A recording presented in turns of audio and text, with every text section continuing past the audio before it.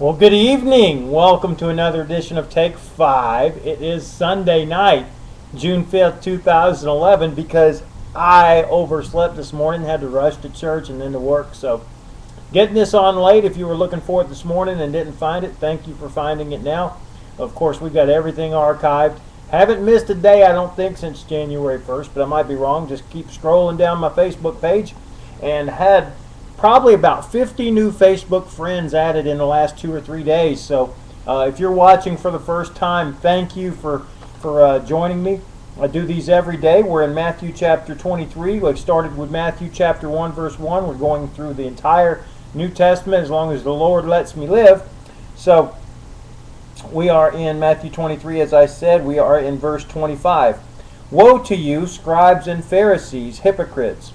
For you clean the outside of the cup and the plate, but inside they are full of greed and self-indulgence. You blind Pharisee, first clean the inside of the cup and the plate, that the outside also may be clean. Woe to you, scribes and Pharisees, hypocrites! For you are like whitewashed tombs, which outwardly appear beautiful, but within are full of dead people's bones and all uncleanness. So you also outwardly appear righteous to others, but within you are full of hypocrisy and lawlessness. Now, this entire chapter is devoted to the condemnation of prideful religious leaders. And we've gone through several of these things already, and today this is talking about people. Now, this doesn't just apply to prideful religious leaders. This could apply to any of us, but it's people who put on an appearance that they're righteous. And the external aspects of the law, they keep. But the internal aspects of the law, they break. And if you go back to the Sermon on the Mount, Jesus dealt a lot with this there. And he would point out the external aspects of the law, but he would say, you're not really keeping it if you're not obeying on the inside. See? For example, they did not want to commit adultery. So what they would do, they would see some young thing that they wanted, and they'd find something wrong with the one they were with, and they would divorce her and marry the new one.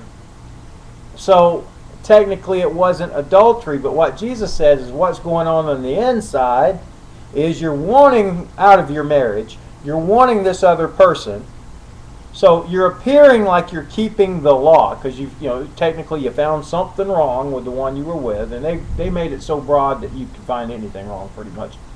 So you could marry somebody else. So you weren't committing adultery by the law's standard, but by the Lord's standard you really were, because you were inside, you were full of adultery. And if you hated your brother, maybe you didn't actually kill him, but you wanted things to go bad for him and that kind of stuff, said you're guilty of murder. So these guys, these leaders, outwardly they appear like they got it all together, but inside, wicked. Now how about you? Are you open about the things that are on the inside? Now that's the best way to deal with this. Just be open with it. Tell God everything you're feeling on the inside and repent of it, and tell other people.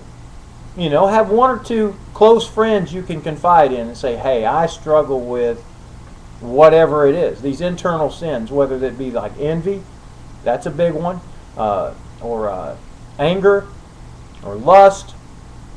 There's several of them. I can't think of them all right now. Pride, certainly one. So if you struggle with these things on the inside, the best way to do is get them out into the open. See, Satan operates in darkness. And that's what was happening with these guys. Their sins were in the dark because they were on the inside. Now eventually all those sins on the inside do come out.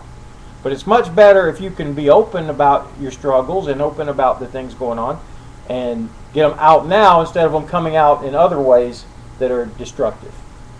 Alright, I hope that made sense to you. The main thing is let your outward walk reflect your inward walk. That shouldn't be two different things. If they're different, you're a hypocrite. Alright, hey, come back tomorrow. We got more stuff along this line on the next edition of Take 5.